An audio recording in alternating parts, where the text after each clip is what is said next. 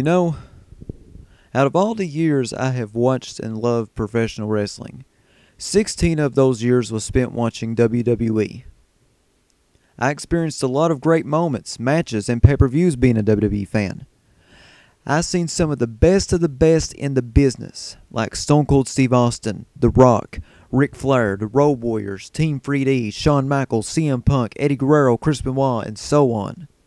And as bad as I hate to say it, and I know I really hate to say it, but I believe I'm officially done with the WWE after tonight.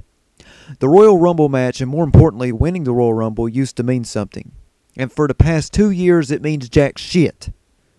Giving the Royal Rumble win to somebody who doesn't deserve it and more importantly needs more development over wrestlers who have talent and honed their skills wrestling in flea markets, armories, and the independent scene is flat out horseshit. I'm tired of the talented guys always getting shit on. Daniel Bryan, okay, get this, Daniel Bryan gets majorly hyped to be in the Royal Rumble match in early January. And usually when a superstar gets overhyped to be in a Royal Rumble match, he's going to be the winner.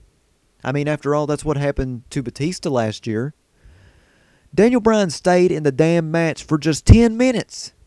10 minutes. That's all he stayed. Overhyped to be in that match. He gets hyped up.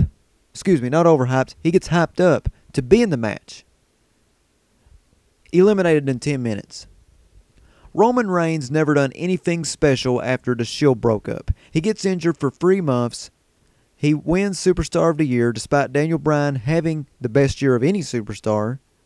This is the guy that wins the Royal Rumble and very soon represents the company? Come on, WWE. It's pretty sad when the NXT roster, a roster that's not even on television, is better than the main roster, for God's sakes. Now, I'm not saying Roman Reigns is horrible. He just needs development with his character. That's all. And all these accomplishments the WWE has given him is causing the fans to turn against him. Because they know he doesn't deserve it. It's just like how John Cena beat Damien Sandow in the World Heavyweight Championship match on Raw in 2013. We all knew who was supposed to win that. And that was Damien Sandow. But who am I to say anything about that? I'm just a fan. Triple H will cram Reigns down our throats, just like Vince did with Cena, and there's nothing we can do about that. That's what happens when you launch the WWE Network and constantly promote it endlessly on Raw and SmackDown. Word of advice to you guys, why don't you just stop it with the network bullshit? It very rarely works for me, and the promotion on television it just shows how money hungry you guys are. It killed your company. Flat out, it killed the WWE. The WWE Network is what killed the WWE. You guys went from being a wrestling company to an entertainment company. I don't care about that. I care about wrestling. I want the commentators to tell me moves instead of talking about selfies and bad jokes. I don't give a fuck about that. I want characters to be less cartoony and more serious. I want storylines and feuds that will keep me on the edge of my seat.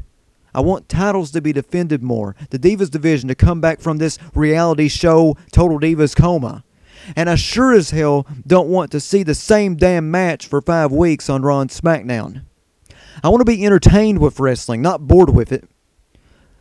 The only things in the WWE that I care about right now is Macho Man being inducted into the Hall of Fame and Sting wrestling at WrestleMania, because Sting has always been my favorite wrestler ever since I was a kid getting into wrestling. It's the only things I will pretty much watch.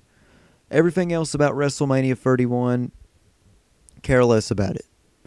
Until then, I think I'll stick to Ring of Honor, NXT. Even though it's a part of WWE, it's really amazing. New Japan Pro Wrestling and Impact Wrestling, which is doing great.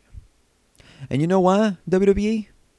Because that's real wrestling.